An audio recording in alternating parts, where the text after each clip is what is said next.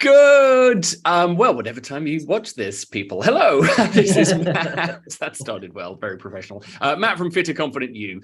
Thank you again for being here. If you're watching this, thank you especially to lovely Mr. Aaron Levin, who is my interviewee for the day. Well, no, not for the day, for a few minutes. As with the other lovely Fitter Confident unicorns who chatted with, it's just to hear about what's going on in his world, how we got started, how he's evolved, because I think it's so powerful to hear it from people, because every experience, every journey is so different in terms of outcomes, goals, what happens and what people are doing now. So I love just diving a bit deeper. So Aaron, hello, first of all, how are you this morning? Good morning from the Americas. I'm doing great. Thank you very much. Here in New England, as opposed to that old England where you are right now. So rubbish old England. Yes, you got an upgrade. Yeah, totally. Very upgrade. And look how we screwed that one up. Take us back, please. You're welcome anytime. Look, we've worked together for a while now. You are one of the early unicorns, which is amazing. I was there when it was just a little baby unicorn, like this big. And I honestly, in preparation for today, I have been racking my brain trying to figure out how I came across this group in the first place. Okay. I can't 100% remember, but I think what it was is somebody I knew out in Western Massachusetts. This is when I was living out in Western Massachusetts, must have been in the group already and posted something. And I think I saw so-and-so posted to Fitter Confident You, and I was like, what's that? Let me click on it and go from there. So I think that's how I came across it, because other than that, I just would have no idea, because I've been in the group for a few years now. So yeah, 4 or even so that 5. answers your second question. How did I come across this? Hello. Who knows? I'm just grateful that you did, because you are so wonderful to have around, and you're such an amazing supporter of everyone else as well. If we can just rewind though, before we crossed paths, what like, can you give us a potted history of your sort of relationship with exercise, the sort of fitness things you've done in the past and tried? Yep. Tell me about that. So it's funny too, because this actually connects very nicely to your book, Product Placement. Normally to hand, hang on. Yes, product placement. Thank you. I have my copy. I would say that anything that I have done that has been fitness related prior to this, and obviously with this, has been because it has been connected to the LGBTQ community in some way. So I had a big guffaw over some of those comments that you told us we were not supposed to read. Don't read the comments. So we all read the comments. Those folks who just could not understand why, gay, bisexual, transgender men would thrive, when it comes to fitness in a group that's focusing on fitness for gay, bisexual, transgender men, whether they believe there's something different about our bodies or not. I just remember some people just making these stupid little comments like, oh, I guess since I have asthma, I probably would get fitter if I was in a group that focused on fitness for asthmatics. And I'm like, actually, you probably would. That's literally it. You big dummy. Yes, you probably would. So, because I did nothing fitness wise until my early 20s when I moved out to San Francisco. And this was being the early 90s.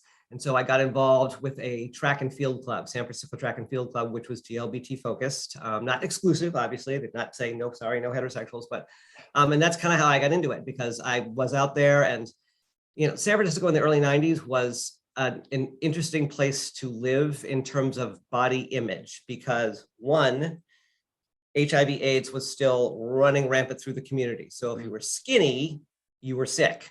But at the same time, if you were chunky, nobody would love you. You know what I mean? So it's just a sort of the gay community does a whole lot to beat itself up when it comes to, body image, as you talked about, and we talk about in the group all the time. So, I was a little on the heavy side, and I'm just not coordinated enough to join, queer volleyball or queer hockey or queer whatever. So I was like, I can run. So I started off with the track and field team as a sprinter. That morphed after a couple of years into wanting to do longer distances. So I joined a group known as Bay Area Distance Runners, also LGBTQ focused. It was actually run by my roommate, who's a gay man. And that's kind of where I got heavily into distance running. So I ran a lot of marathons over many years and had a good time doing that, and met a lot of really fun people who were all very supportive. You know, I mean, that was the number one thing was, you know, I wasn't like I had to qualify for the Olympics. I just wanted to get out, run marathons, run long distances, and just have a really nice, fun, supportive group to do that with. So that's been the thing. So that was good. And then I took a little time off when I went to go get my graduate degree, so I wasn't exercising as much. But the upside is when I went to graduate school, that's where I met James, who would eventually become my husband. And, you know, we've been together ever since. Although he and I did go on sort of like a pre-date date when we went running together, because he started joining the distance running group as well. But once we got to the East Coast and I got involved in CrossFit stuff, that was, you know, simply because a good friend of mine who's a gay man recommended this gym, who was, you know, in the training classes, and that's just kind of how I've got involved with that too. So everything has been directly or semi-directly LGBTQ related or supported, you know, or referenced. And then I came across you, and I came across your group. So that's kind of how it is. But yeah, so I mean, I don't know that I would have started off doing what I did in San Francisco if it had just been sort of like a regular old running club. The fact that it was LGBTQ, you know, oriented and supported and so on, I think made a big difference. And that's really been the running theme for my fitness goals since. I couldn't agree more. I'm so happy though to hear that, because it's just that sort of shorthand of you are safe with us. You're safe here. This is we get you. You don't have to explain who you are, right. Which and that's really just offering that sort of, well, this term's overused, but like a safe space for people, for gay, bi, trans guys to come together and share that experience and realize everyone there is just as worthy to feel amazing, to look how they want to look, to do what they want to do. But so many of us are held back, whether it's the environment we're in, previous experience, a whole host of different things. And I think we've all experienced that, but just allowing people that sort of, that inclusivity and, and that you're welcome here approach, it underpins what I do. Yeah. And, you know, when you are especially in the distance running group, you know, one of the things, because people had their own sort of goals. Like one of the guys in the group wanted to run a marathon in each of the 50 states. Great. You know, I was trying to break the 3-hour barrier because I really wanted to, because I was getting closer and closer and closer and stuff like that. But, you know, the foundational message was basically run your own race, right? You're not out to compete with anybody. You're not out to, you know, be better than anybody else. You know, if somebody ran a 4-hour marathon and somebody ran a 3-hour marathon, it wasn't like, oh, well, the person who ran 3 hours way better than the person who ran 4 hours. No, the person who ran 4 hours, that's what they could do. And that's what they was set out to do, and so on and so on. So the whole run your own race theme, you know, I think that's very, very important, just as a metaphor for how you approach fitness in general. Not everybody's going to be able to do 50 pull-ups, you know what I mean? But that's okay. Not everybody needs to do 50 pull-ups. For some people, one pull-up is all they want to do. So, you know, that's the idea. So that's honestly, run your own race is, I think that's a mantra for life though, whether it's fitness or whatever. Like we do get so caught up comparing or feeling like left behind, but the more we bring it in here and do it for ourselves for intrinsic reasons, the easier it is to stick to, and the more powerful it is to keep it all going. Yeah, especially with regard to gay men and body image. I mean, you know, you've talked numerous times, and I'm 100% in agreement with you about just the thirst traps, right? The Instagram thirst traps. And last year, I finally just deleted Instagram. I was like, you know what? I'm just enough already. I can't look at it anymore. If I need to find muscly men without shirts on, there are plenty of places to go. I don't need to go to Instagram, you know, to look at that. So, you know what I mean? But that's a big thing. People kind of have to get the whole run your own race mentality around how they perceive themselves and how they perceive themselves relative to anybody else, if they wish to perceive themselves relative to anybody else, which they don't need to do. So that is spot on. Oh, so clearly you have this, you know how it works, and you know how it works for you. That's the important thing. And all I hear now is you doing more and more and like doing all the fitnesses. I mean, save some for the rest of us, but like what's a week of fitness look like for Aaron at the moment? So if I'm going, you know, full metal what I would do is, so one of the things I picked up is the swimming. I'm now doing lap swimming 2 to 3 times a week, which I surprisingly enjoy because I don't think of myself as I'm never going out for a triathlon or anything like that. So, but it's just so nice. And I don't know if it's because, it's usually like me and one other person in the pool. So it's sort of like quiet and calm and we're just kind of focused, or if it's just sort of gliding through the water has really helped with things like my joints and stuff. Like it's just made everything so nice and relaxed. My chiropractors even notice it's like, you feel better. Like, good. I'm glad to hear that. So I think the swimming has helped. But yeah, so I would say of the 7 days in the week, so Sundays is like the big Sunday fun day. I did a cross row, swimness, fitness, whatever it is. So, Sunday, it's great. So it's like, so I do a CrossFit class, spend a little time on the rowing machine, and then I do a spinning class. And surprisingly, the spinning classes I really like too, because I hate bike riding. Like I will never get on a bike and go out for a bike ride. That's just not me at all. Right. The spinning classes where I just sort of stay in one place and, and do that stuff, those are fun. I like those. So that's like my big fitness day is Sundays. And then during the week, it's probably 2 days in the pool, 2 days in the gym. I try to get one more spinning class in maybe towards the end of the week. And, just because it's good.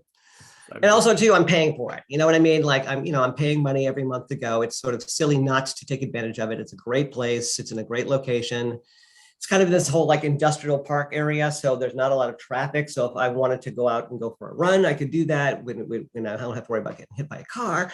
But yeah, so a typical week would say 5 to 6 days at the gym, 2 to 3 days of swimming, 2 to 3 days of doing other stuff, whether it's just getting on the rowing machine or doing a class or something like that. So it's about it. I freaking love it. Love it. Yep. And just finally, because you're a busy man, you've got cats to stroke and places, gyms to get to. So you mentioned obviously even the chiropractor noticed the benefits of the regular swimming. Right. What other ways have you progressed, benefited, evolved since you've really been in this amazing groove with your fitness? Well, one thing that I really enjoy doing, and this does not have a physical benefit, but it does have a sort of a mental, I don't know if you want to call it spiritual benefit, is just checking in regularly with the group, seeing what people are posting, seeing if I can be helpful. You know what I mean? I don't like launch my opinion on everybody and stuff like that, but if it looks like, even if it's just to say, I can't remember what somebody posted the other day. Just a weight loss thing, just to do a 2 thumbs up. You know what I mean? Because I think that's, an important part of how people progress. It's just nice to be supportive. It's just nice to have people say, I think you're doing a great job. I've never met you before. You live thousands of miles away from me. You speak a different language with your accents and stuff. But I think you're doing great. You seem more confident. You seem happy. Then that's a good thing. So yeah, so there's that. But finding the different fitnessy things that work for me too is good. Like one of the things that they offer at the gym too is they have a yoga class, and I know you do. I don't remember which person it is that you have. Craig. Yoga. Craig. You do yoga with Craig, and I can't do yoga with Craig because I'm in my office when Craig is doing yoga. And as much as I would love to just close the door and do yoga with Craig, unfortunately, it doesn't work that way. But, they do offer yoga classes there. And I just thought, what the heck, I'll give it a shot and see what happens too. And I'm doing a little bit of the home workout hero as well, because there are mornings when it's just, and with winter coming up, there are going to be mornings that it's just going to be too treacherous to get in the car and go to the gym at 5:30 in the morning. So, I've got my exercise bands, I've got my dumbbells and things like that. So, I've got that available when necessary. And sometimes I just break them out, and Henry and I will do some stretching on the rug and have a great time. I have to say, Henry is an excellent stretching partner. If I go down on the rug to do just some hip stretches, he's right there with me, digging his claws in the rug, doing a full purr. So he makes for an excellent fitness partner. So good. Aaron, look, thank you so much for that. Sure. Hugely appreciate your time and the lovely chat this morning. Just so happy of where you are and what you do and how you've just found this amazing rhythm for yourself. And it's a joy to hear. Good. Thank Good. you. Yep. And Run your own race, people. Run your own race. That's what it is. Honestly. If I ever write a book, that's probably what it's going to be called. There is no if about it. You have to now. We should co-author one, actually. That's what we should do. Yes. I think that would actually work out nicely. I don't know exactly what I don't know what it would look like, but that would be a fun project. So that would be brilliant. Oh my God. Run your own race. Because it is such a brilliant, mantra. Oh, yeah. Amazing. Look, I'm glowing. My God, the sun must be coming up because I literally am glowing. You are disappearing a little. Brilliant Okay, stuff. well. Thanks, Aaron. You're welcome.